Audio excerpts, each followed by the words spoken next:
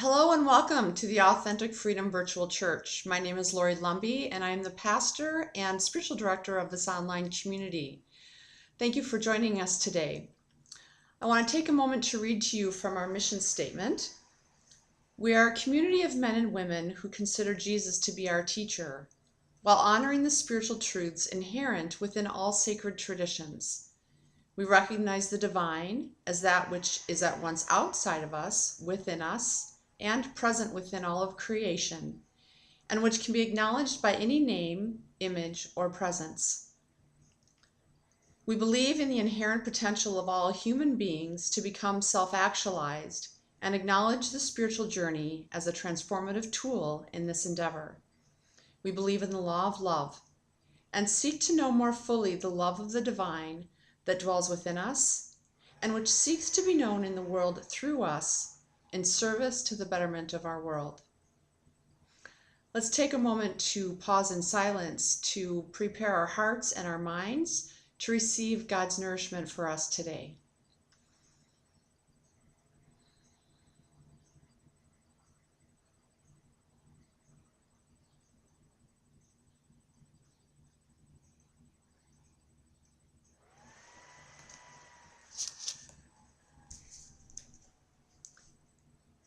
A reading from the Gospel according to John. For God so loved the world that God gave his only Son, so that anyone who believes in him might not perish, but might have eternal life. For God did not send his Son into the world to condemn the world, but that the world might be saved through him. Whoever believes in him will not be condemned, but whoever does not believe has already been condemned, because he has not believed in the name of the only Son of God. Today we give honor and praise to Jesus. Jesus who came to teach us to remember how to love. The man who came to understand and know the fullness of his love with God, the fullness of his oneness with God, and came to share that recollection with all of us, and who came to teach us how to remember that love within ourselves.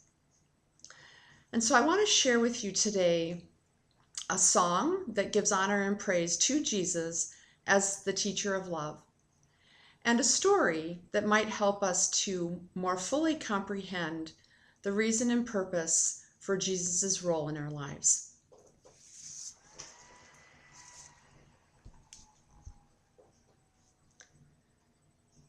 Tantum ergo sacramentum veneremur cernui, et antiquum documentum novo cedat vicui, Preste fide supplementum sensum defectui. Genitori genitoque laus et jubilatio. Salus honor virtus quoque sit et benedictio procedeti abutroque comparsit laudatio.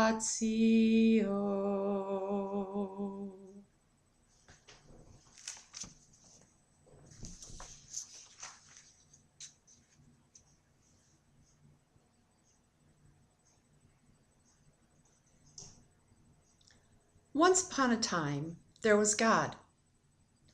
God created the universe. In that universe, God created a place called Earth, and all the things that live and move and have their being on Earth.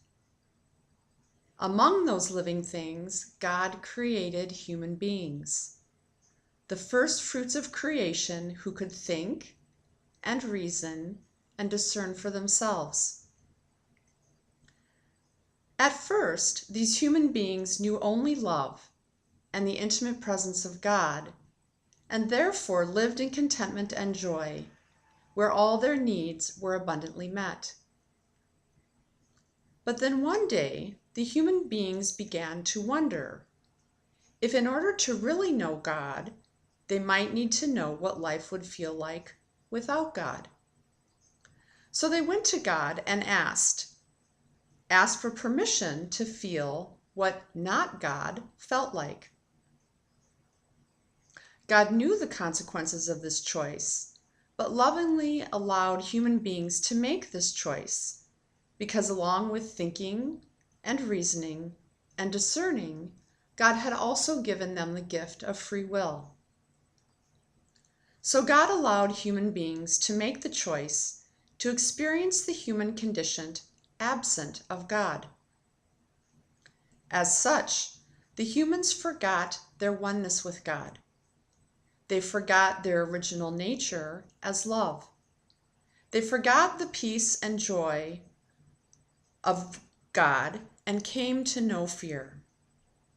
But God was good, and while giving human beings the freedom to forget God, God also planted within them the spark of remembrance.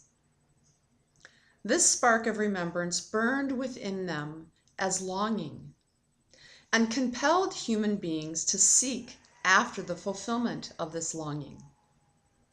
Because of this longing, some human beings woke up and remembered various qualities of their oneness with God and tried to share this remembrance with their fellow human beings. Some of these awakened humans were Abraham and Sarah, Moses and Miriam, Isaiah, Ezekiel, Jeremiah, the Buddha, Krishna, and Radha, and a host of others who tried to help human beings remember their oneness with God and the freedom in living in this remembrance. With each of these awakened souls, human beings grew closer to remembering the love of God, but still it was not enough. So the vast majority of human beings continued to live in forgetfulness and in the fear that came from believing themselves as separate from God. But God never gave up. God continued to stir the longing in the souls of human beings until one day a special man woke up. This man was named Jesus. And more than any other human before him, he came to remember his intimate oneness with God and came to remember the abundant love that God is, and the abundant love of God that seeks to be known in the hearts and minds of every man, woman, and child. This man knew the love of God so intimately that he experienced himself as God's own son, and knew that this was the birthright of every human being, if only they could remember. So this man named Jesus set about showing people how they too could remember and know the love of God in this way. With the awakening of this man named Jesus, God was satisfied, as God knew that all human beings needed to do to have peace, joy, and contentment in the human experience was to do what Jesus did, to follow his example, to listen to his teachings and apply them in their lives, and that they too would remember the love of God, the love of themselves, and in this they would live happily ever after.